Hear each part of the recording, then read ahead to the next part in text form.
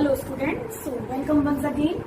So let's start with another type of the tenses that are the continuous tenses. हमारे previous videos में आपने सीखा कि tenses क्या होते हैं, कितने टाइप के होते हैं, indefinite tenses जो होते हैं, present indefinite, past indefinite, future indefinite, उनके helping verbs क्या होते हैं, main verbs क्या होते हैं और इन sentences के structures क्या क्या होते हैं. अब हम बात करते हैं अगले टाइप के टेंस की, जो कि है आपका कंटिन्यूअस टेंस. कंटिन्यूअस टेंस के अंदर हम पढ़ेंगे प्रेजेंट कंटिन्यूअस, पास्ट कंटिन्यूअस और फ्यूचर कंटिन्यूअस टेंस. ठीक, तो सबसे पहले हम एक कंबाइंड बात कर लेते हैं, एक जॉइंट बात कर लेते हैं. कंटिन्यूअस टेंस की पहचान होती है, या कंटिन्यूअस टेंस को आप कैसे पहचानोगे कि इसमें जो एक्शन होता है वो कंटिन्यूड होता है. ठीक है, पढ़ रहा हूँ, लिख रहा हूँ, जा रहा था, खा रहा था, जा रहा होगा, सो रहा होगा, इस तरीके से. इसकी जो हेल्पिंग वर्ब होती है वो होती है बी वर्ब.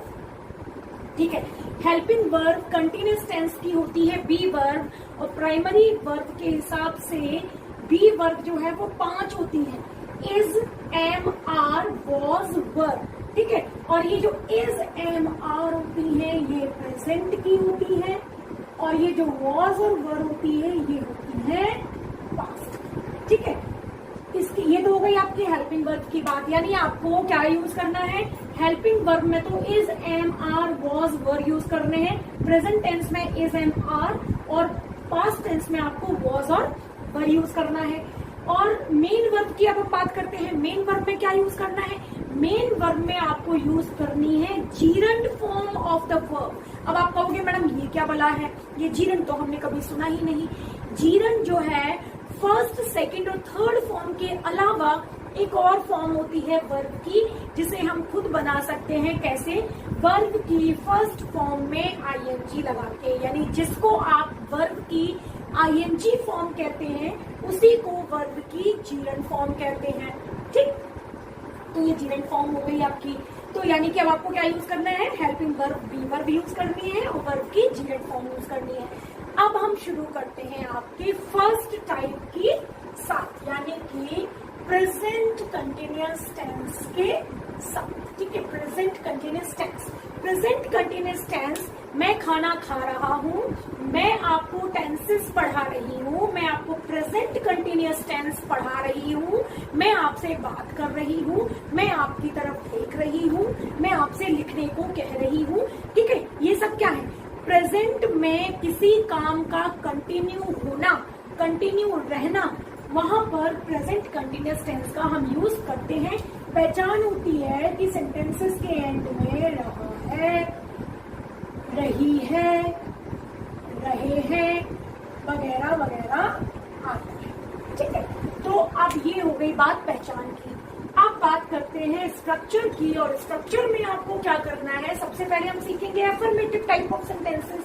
तो एफर्मेटिव सेंटेंसेस में सबसे पहले आपको एक सब्जेक्ट लगाना है. अब देखिए, आपका सब्जेक्ट जो है वो 3 तरीके का हो सकता है. सब्जेक्ट आपका आई हो सकता है, ठीक, सिंगुलर हो सकता है और प्लूरल हो सकता है. ठीक है, यानी सब्जेक्ट जो है आपका आई हो सकता है, सिंगुलर सब्जेक्ट हो सकता है या प्लूरल सब्जेक्ट हो सकता है. अब इसी के अकॉर्डिंग आप लगाएंगे अपनी हेल्पिंग वर्ब. कैसे, अगर सब्जेक्ट आई है तो आप लगाएंगे एम, अगर आपका सब्जेक्ट सिंगुलर है तो आप लगाएंगे इज, और अगर आपका सब्जेक्ट प्लूरल है तो आप लगाएंगे आ. ठीक है, आई के साथ एम, सिंगुलर सब्जेक्ट्स के साथ इज और प्लूरल सब्जेक्ट्स के साथ आप लगाएंगे आ. ठीक है, इसके बाद आप लगाएंगे वर्ब की जीरंड फॉर्म. वेरी गुड नहीं है ये. ठीक है, ये वेरी गुड नहीं है, ये है आपका वर्ब की जीरंड फॉर्म, यानी कि वर्ब की I N G form, the first form of the verb plus I N G. ठीक है, इसके बाद लगाएंगे आप अपना ऑब्जेक्ट. ठीक है, और कॉम्प्लीमेंट की जरूरत अगर हो आपको, आप सेंटेंस में लगा सकते हैं, नहीं तो ऐसा कोई जरूरी नहीं है. ठीक, तो ये हो गया आपका किसका फॉर्मेट, आपका एफर्मेटिव सेंटेंसेस का प्रेजेंट कंटिन्यूअस टेंस में. तो चलो भैया, देर किस बात की है, बनाते हैं. सबसे पहले लगाएंगे सब्जेक्ट सेंटेंस. सोचते हैं लड़के क्लास में बहुत शोर मचा रहे हैं. ठीक है, लड़के हमेशा मचाते ही हैं. तो द गया आपका सब्जेक्ट। अब सब्जेक्ट आपका है प्लूरल, तो हेल्पिंग वर्ब लगेगी आपकी आर। बॉयज आर, अब वर्ब की जीरेंट फॉर्म मेक, शोर करना, मेक अ नॉइज, तो मेक का हो गया मेकिंग। जब किसी वर्ब में एंड में ई होता है और आईएनजी लगाना होता है तो हम उस ई को रिप्लेस कर देते हैं, तो ये हो गया आपका मेकिंग। क्या कर रहे हैं? बहुत सारा शोर, ठीक है। ऑब्जेक्ट हो गया आपका अ लॉट ऑफ नॉइज। कहाँ कर रहे हैं? क्लास में, तो कॉम्प्लीमेंट हो गया आपका इन द क्लास। तो ऐसे करके आपके पास सेंटेंस आया, the boys are making a lot of noise in the class. ये सेंटेंस आपका बन गया, ठीक है। मैं अपने भाई के साथ बाजार जा रहा हूँ, ठीक है। आई, तो आई के साथ लगाना है am. I am going to market, ठीक है। कॉम्प्लीमेंट हो गया भाई के साथ विद माई ब्रदर, ठीक है। तो ये बन गया आपका I am going to market with my brother. और बनाते हैं राम गाना गा रहा है, ठीक है। गाना, तो गाने वाला एक सेंटेंस तो होना ही चाहिए भैया हर तरीके के सेंटेंस में।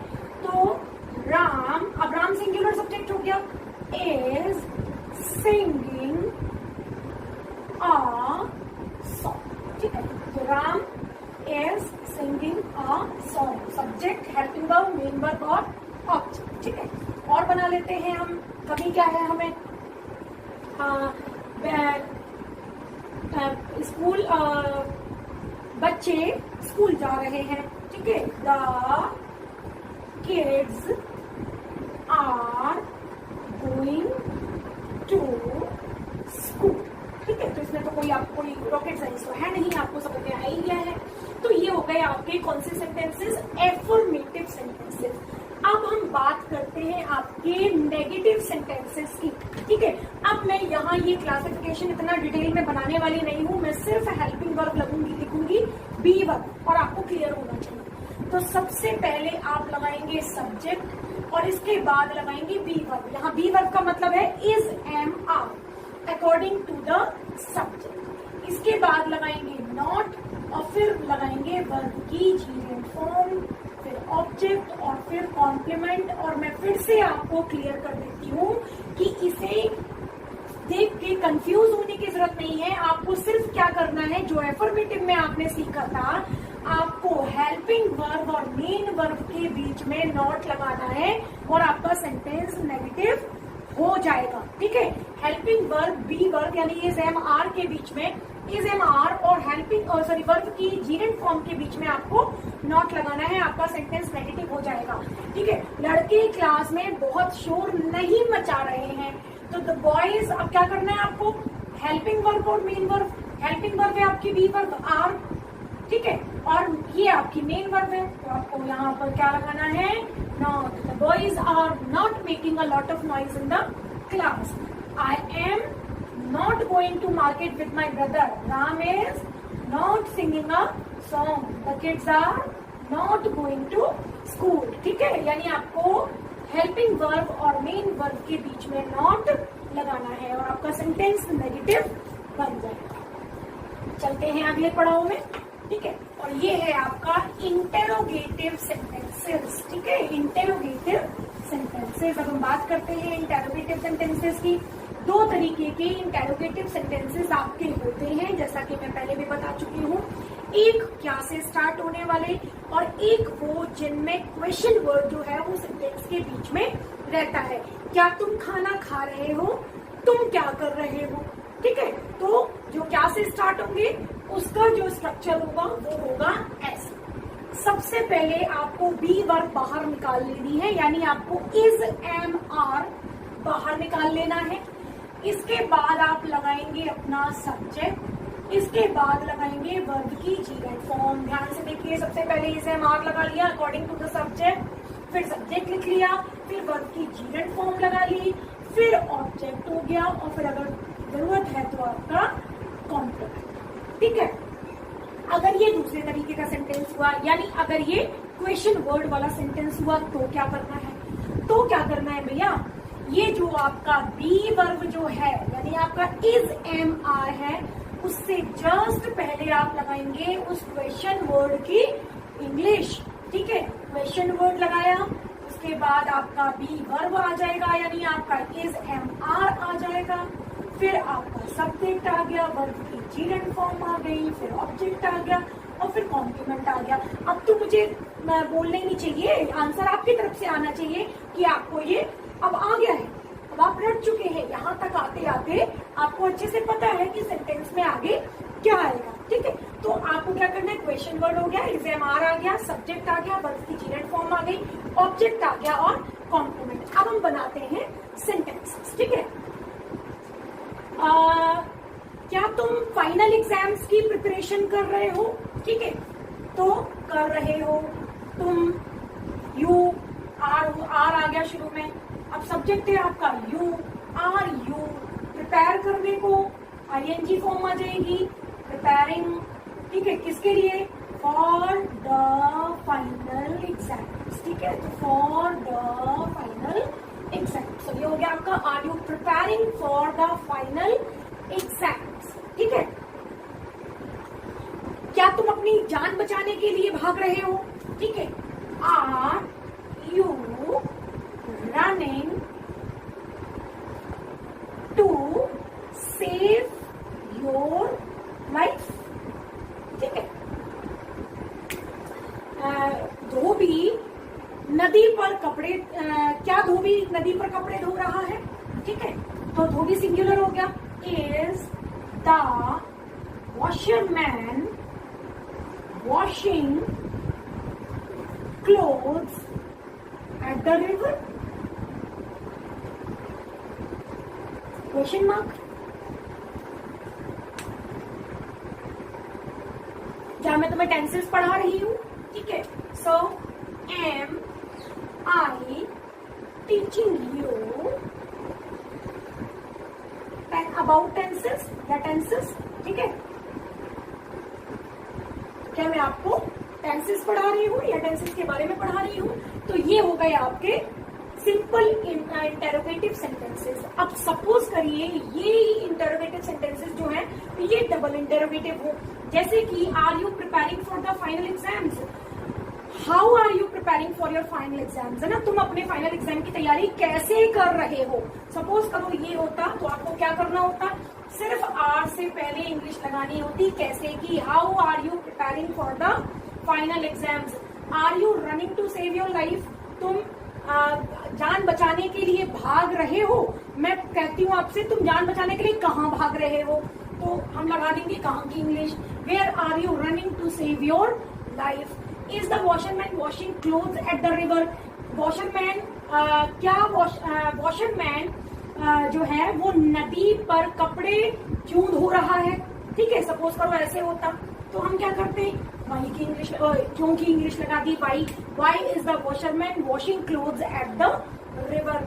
M I teaching you about tenses, कब पढ़ा रही हूँ मैं तुम्हें टेंसेस के बारे में, कब पढ़ा रही हूँ, तो when am I teaching you about tenses. यहाँ पर एक पंक्चुएशन अलर्ट मैं आपको बता देती हूँ, ये मैंने तो लिखने के आलस के मारे दोबारा सेंटेंस नहीं लिखा और यहाँ वैसे भी आपको क्लियर करने के लिए मैंने साथ में प्लेस किया है। जब आप ऐसा करेंगे तो ये आर का ए स्मॉल बनेगा, ठीक है, इज का आई स्मॉल बनेगा और एम का ए स्मॉल बनेगा। ठीक है, तो ये आप इसका जरा सा ध्यान रखिएगा।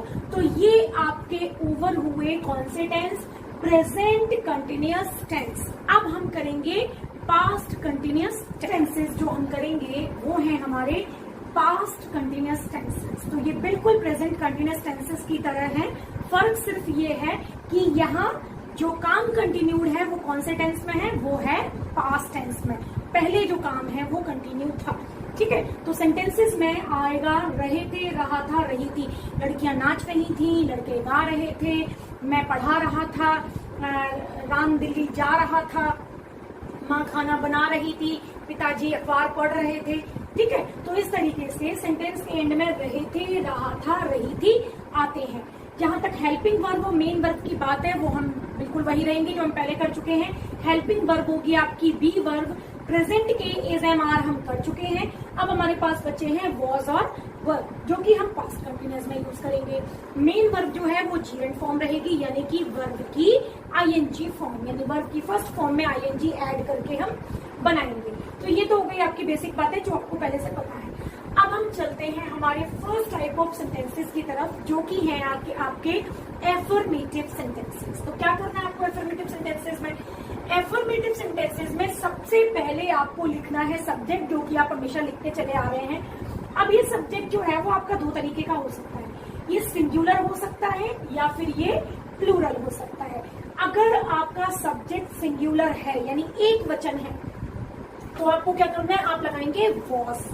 अगर आपका सब्जेक्ट जो है वो प्लूरल है यानी बहुवचन है तो आप लगाएंगे वर्ब। फिर से समझ लीजिए, सिंगुलर है तो वॉज और प्लूरल है तो वर्ब।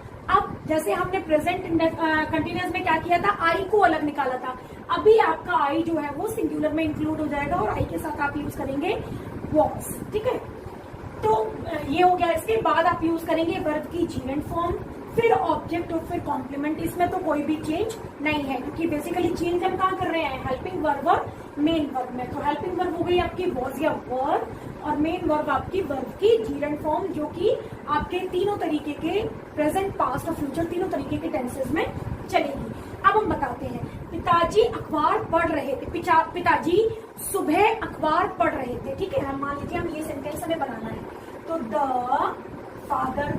अब द फादर जो है वो सिंगुलर है तो हम लिखेंगे वॉज, द फादर वॉज। अब क्या कर रहे थे, पढ़ रहे थे, तो पढ़ने की इंग्लिश हो गई रीड और आईएनजी लगा दिया हमने। तो father was reading a newspaper, और कब पढ़ रहे थे, मॉर्निंग में, इन द मॉर्निंग। ठीक है, माँ मेहमानों के लिए डिनर बना रही थी। चलो भाई, द मदर, अब सिंगुलर है, वॉज कुकिंग डिनर। ठीक है, कुकिंग, कुक में आईएनजी लग गया, डिनर आपका ऑब्जेक्ट हो गया, फॉर द गेस्ट। ये कॉम्प्लीमेंट हो गया, आपको जरूरत है तो लगाइए, नहीं तो आपका यहाँ है ही, the mother was cooking dinner, ये भी अपने आप में कंप्लीट है। अच्छा, और बनाते हैं स्टूडेंट्स फाइनल रिहर्सल कर रहे थे, प्रोग्राम की फाइनल रिहर्सल कर रहे थे, है ना, प्रोग्राम के लिए। द स्टूडेंट्स, अब ये प्लूरल हो गया तो क्या करना है, वर। द स्टूडेंट्स वर, प्रिपेयर कर रहे थे, प्रिपेयर में आईएनजी लग जाएगा, preparing for the, sorry final rehearsal कर रहे थे, है ना। चलो,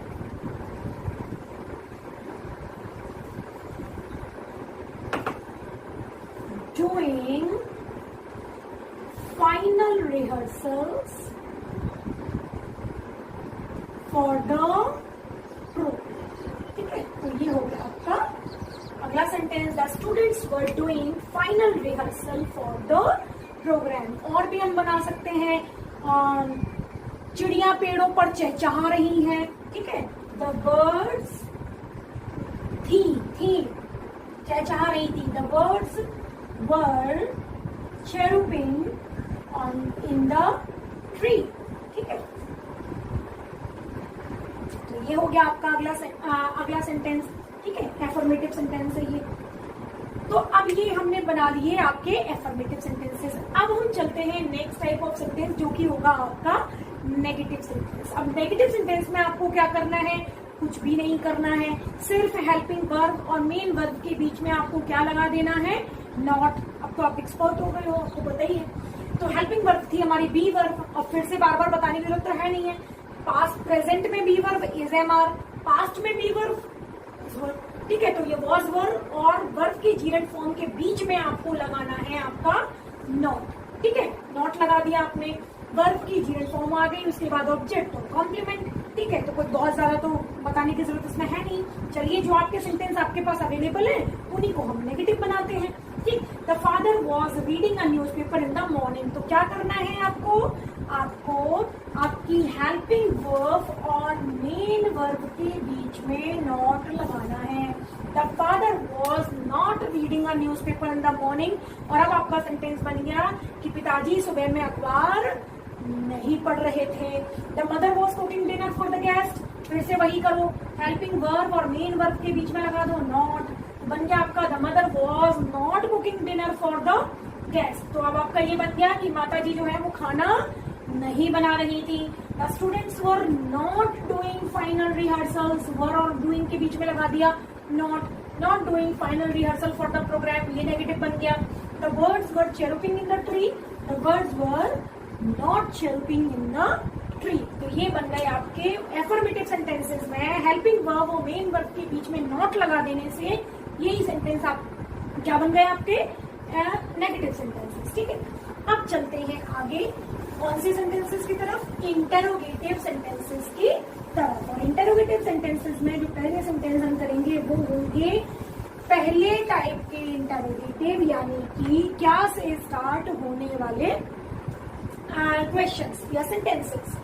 तो क्या करना है आपको, सबसे पहले आपको लगानी है अपनी हेल्पिंग वर्ब यानी कि वॉज या वर्ब, फिर आपका सब्जेक्ट आ जाएगा, फिर वर्ब की जेनेट फॉर्म आ जाएगी, फिर आपका ऑब्जेक्ट आ जाएगा और सबसे लास्ट में आएगा आपका कॉम्प्लीमेंट। ठीक है, तो इसके अलावा अगर दूसरे टाइप का हुआ तो क्या करना है, कुछ भी नहीं करना है आपका। जो ये ऊपर वाला सेंटेंस था उसमें स्टार्टिंग में आपको क्वेश्चन वर्ड की इंग्लिश लगा देनी है जो कि आपके सेंटेंस के बीच में आया है।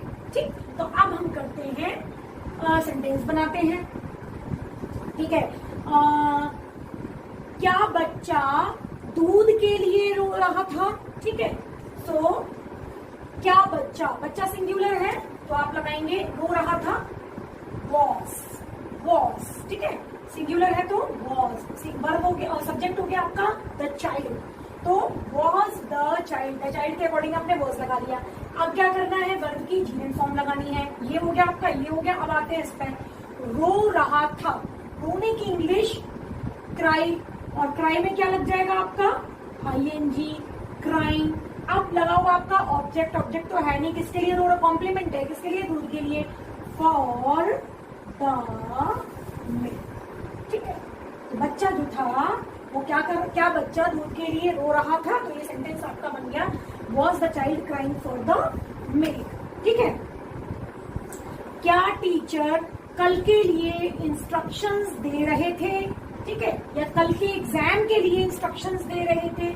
चलो भैया, टीचर द टीचर्स, ठीक है, तो प्लूरल हो गया, वर द टीचर्स। ठीक है, तो ये आपका वर्ब हो गया द टीचर्स के अकॉर्डिंग। अब यहाँ तक आ गए आप, ये आ गया, ये आ गया। अब बनाना है आपको इंस्ट्रक्शंस देना, गिव इंस्ट्रक्शंस, तो गिव की हो गई गिविंग इंस्ट्रक्शंस। ठीक है, इंस्ट्रक्शंस हो गया आपका ऑब्जेक्ट। ठीक है, अब आपके पास क्या क्या हो गया, हेल्पिंग वर्ब हो गई, सब्जेक्ट हो गया, वर्ब की ING फॉर्म हो गई, ऑब्जेक्ट हो गया। अब लगाते हैं कॉम्प्लीमेंट, तो कॉम्प्लीमेंट क्या था, कल के एग्जाम के लिए, फॉर टुमारोज एग्जाम।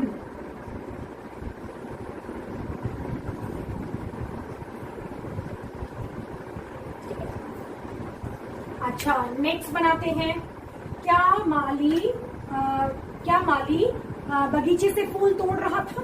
ठीक, तो was the gardener plucking the flowers from the garden। ठीक है, तो was the gardener plucking the flowers from the garden। तो ये हो गए आपके simple interrogative. Now let's do some double interrogative. So what are we suppose to do, nothing much, you just have to add some questions words in these sentences and you will get some sentences having double interrogative. For example, was the child crying for the milk। बच्चा दूध के लिए, क्या बच्चा दूध के लिए रो रहा था।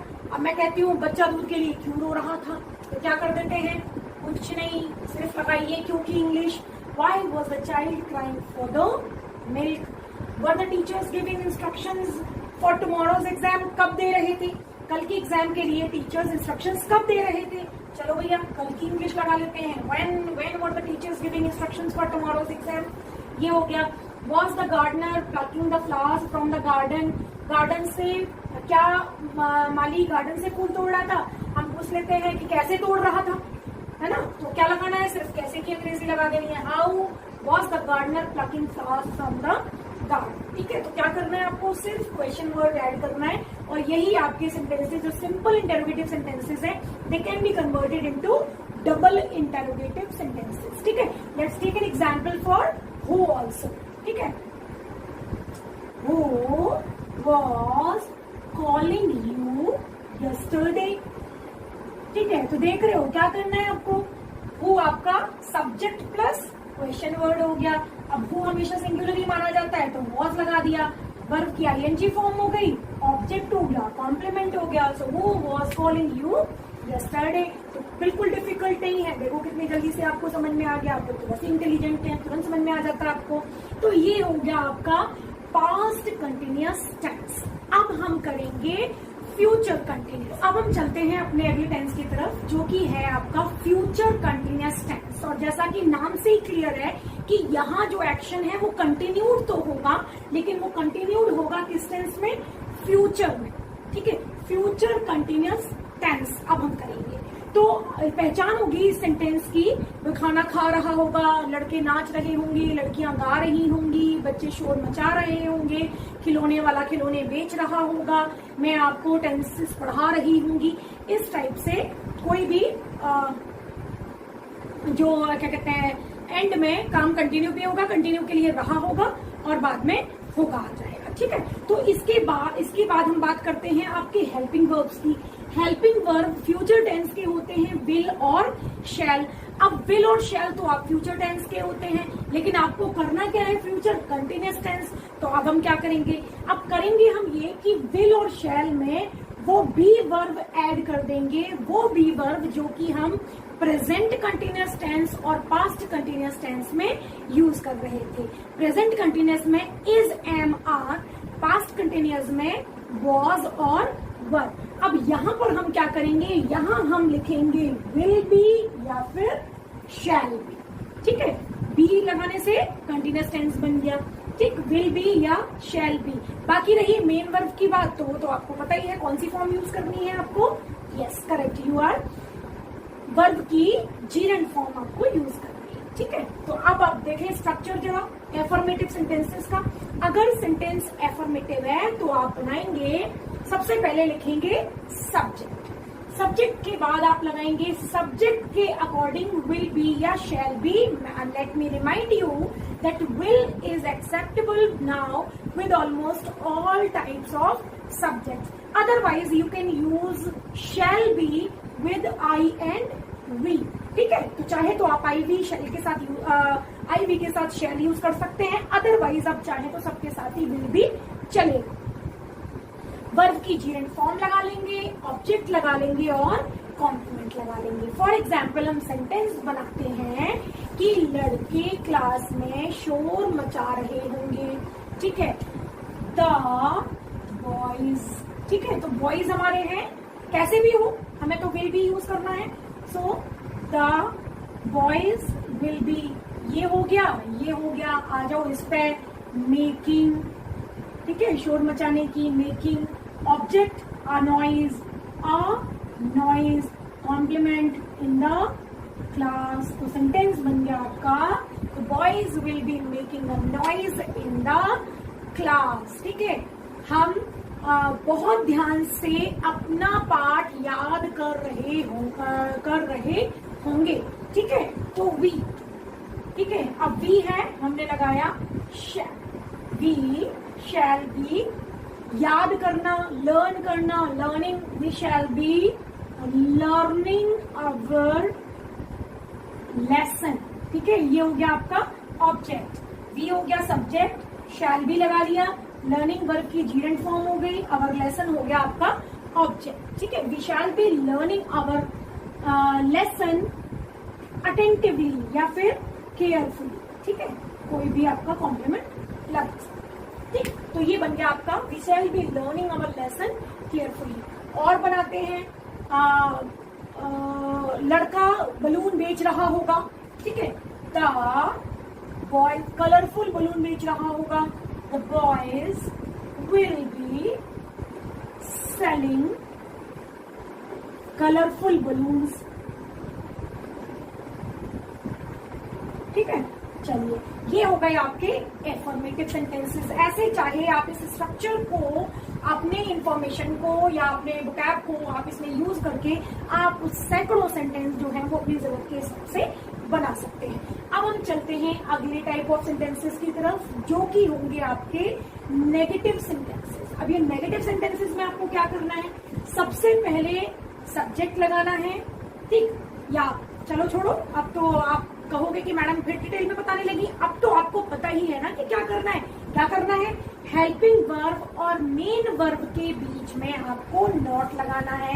लेकिन यहाँ पर एक डाउट है, वो क्या, हमने बी भी लगाया है और वर्ब की जीरन फॉर्म भी लगाई है, तो भैया यहाँ तो दो मेन वर्ब है आपके पास, तो नॉट कहाँ लगाना है, नॉट लगाना है आपको विल बी के बीच में या फिर शैल बी के बीच में। तो आप लगाएंगे सब्जेक्ट के अकॉर्डिंग विल या शैल लगाएंगे, फिर नॉट लगाएंगे और फिर बी लगाएंगे, ठीक है। उसके बाद तो सेम है ही, वर्ब की जीरन फॉर्म हो जाएगी, ऑब्जेक्ट हो जाएगा और कॉम्प्लीमेंट हो जाएगा। तो सपोज करो ये जो सेंटेंस था, लड़के क्लास में शोर मचा रहे होंगे, और मैं कहूँ लड़के क्लास में शोर नहीं मचा रहे होंगे, तो क्या करना है आपको, आपको बस ये वाला काम करना है, यानी विल, शैल और बी के बीच में आपको अपना नॉट लगा लेना है। तो यहाँ लगाना है आपको अपना not, the boys will not be making a noise in the class, the B shall not be learning our lesson carefully, the boys will not be selling colorful balloons। यानी कि will और be के बीच में या shall और be के बीच में not लगा के you can convert your affirmative sentences into negative ones, or you can make your own original negative sentences as well। तो ये हो गए आपके फ्यूचर कंटिन्यूअस टेंस के negative sentences. Now let's move on to the further type of sentence, that is the interrogative sentence. और सबसे पहले हम वो सिंपल वाले इंटरोगेटिव सीखते हैं जो कि स्टार्ट होते हैं क्या से, ठीक है, क्या से स्टार्ट होने वाले सेंटेंसेस। इसमें क्या करना है, सबसे पहले आप लगाएंगे अपनी हेल्पिंग वर्ब जो कि होगी विल या शैल। इसके बाद आप लगाएंगे सब्जेक्ट, सब्जेक्ट के बाद आप लगाएंगे बी, बी के बाद वर्ब की जीरन फॉर्म हो जाएगी, ऑब्जेक्ट हो जाएगा और कॉम्प्लीमेंट हो जाएगा, ठीक है। तो कुछ डाउट तो नहीं है आपको, सिर्फ क्या करना है, वही आपका यही वाला है, सिर्फ क्या करना है, विल और शैल को बाहर निकाल लेना है। विल और बी के बीच में, शैल और बी के बीच में आपका सब्जेक्ट आ जाएगा, ठीक है। तो सपोज करो होता है, सेंटेंस होता है आपका, क्या राम दुकान से पैसे चुरा रहा होगा। सपोज करिए ये होता, तो देखिए भैया, तो सबसे पहले आप यूज करेंगे विल, ठीक है। अब सब्जेक्ट है आपका राम, ठीक है, तो विल राम बी, ठीक है, विल आ गया, सब्जेक्ट आ गया राम और बी। अब है पैसे चुराना, तो चुराने की इंग्लिश स्टील, और उसमें आईएनजी लग जाएगा तो स्टीलिंग। अब क्या चुरा रहा है, पैसे, मनी। अब लगाते कॉम्प्लीमेंट, कहाँ से चुरा रहा है, दुकान से, तो फ्रॉम द शॉप। तो ये बन गया आपका interrogative, will Ram be stealing money from the shop. तो कुछ ऐसा तो नहीं है जो बहुत डाउटफुल हो। आगे अब हम अगला सेंटेंस बनाते हैं, मोहन बैंक में पैसे जमा, क्या मोहन बैंक में पैसे जमा कर रहा होगा।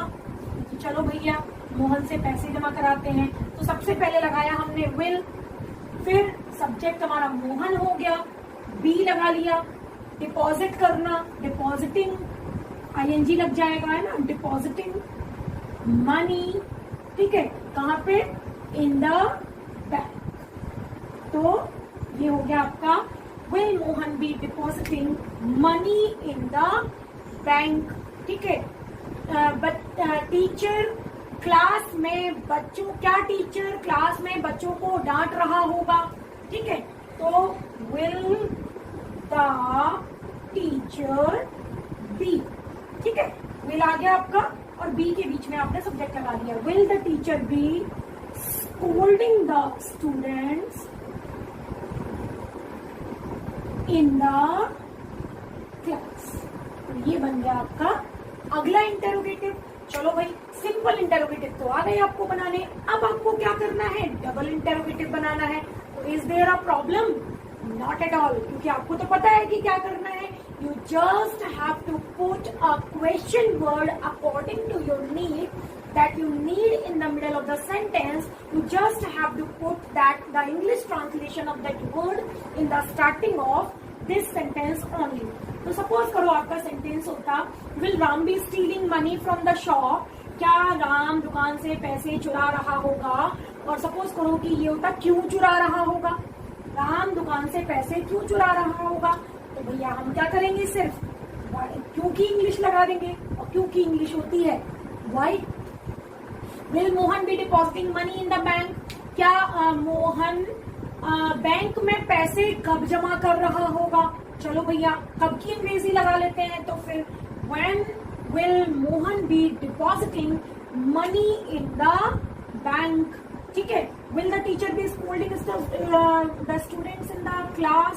टीचर क्लास में बच्चों को स्टूडेंट क्या कर रहा होगा, डांट रहा होगा. तो हम कर लेते हैं कि कैसे डांट रहा होगा, ठीक है. तो हम कैसे की अंग्रेजी लगा लेते हैं. How will the teacher be scolding the students in the class. तो भैया देखो, कोई डाउट तो नहीं है, सब आ गया आपको बहुत अच्छे से. अब हम बात करते हैं, एक आध एग्जाम्पल ले लेते हैं हम हु वाला, ठीक है. तो बाढ़ पीड़ितों के लिए दान कौन दे रहा होगा, ठीक है, या पैसा डोनेट कौन कर रहा होगा. चलो भैया, who will be donating money for the flood victims, ठीक है. फ्लड विक्टिम्स, ये इतना आप सोचो कि इतना हाई फाई सेंटेंस है, तो इतना कंफ्यूज होने की जरूरत नहीं है. You simply have to put who के बाद आपका विल बी आ जाएगा, वर्ब की जीरेंट फॉर्म आ जाएगी, और जो भी आपका ऑब्जेक्ट है वो आ जाएगा. इसी तरीके से सिंपल बना के देख लेते हैं. तुम्हें कौन बुला रहा होगा? तो who will be calling you. देख लो, ये सिंपल हो गया आपका, who will be calling you. तो इसके साथ ही आपका ये फ्यूचर कंटिन्यूअस टेंस भी समाप्त हो गया. तो फिर से अब क्या करना है आपको, सजेशंस मेरे वही हैं. वर्ब के फॉर्म्स को याद करिए, इन स्ट्रक्चर्स को आप लगातार प्रैक्टिस करिए. ट्रस्ट मी, आपको ये रटने की जरूरत नहीं पड़ेगी. एक बार आपको आइडिया हो गया अकॉर्डिंग टू द नीड कि क्या क्या चेंजेस होते हैं किसी पर्टिकुलर टाइप के टेंसेस में, तो आपको बार बार ये देखने की जरूरत नहीं पड़ेगी, और ना ही ये सोचने की जरूरत पड़ेगी कि पता है कि मैं जब तक सोचूंगा कि स्ट्रक्चर क्या है, स्ट्रक्चर याद कर लेता हूँ, उसमें अपने वर्ड्स को फ्रेम कर लेता हूँ और तब मैं सेंटेंस बोलूंगा, तो तब तक तो बेटा अगर बगल वाला जो है वो 4 रिस्पॉन्सेज दे चुका होगा. जब तक आप ये कैलकुलेशन करोगे, इसके लिए जो तरीका है वो है प्रैक्टिस का. आप बहुत प्रैक्टिस करिए और आप देखिए कि आपको ये सोचने की भी जरूरत नहीं पड़ेगी कि इस टाइप के टेंस में आपको स्ट्रक्चर क्या चाहिए, क्योंकि then till the time you will be used to that structure. आप बहुत यूज हो जाएंगे, उसके साथ वेल वर्स्ड हो जाएंगे नए तरीके के सेंटेंसेस को बनाने. ठीक है, तो let's meet in the next video.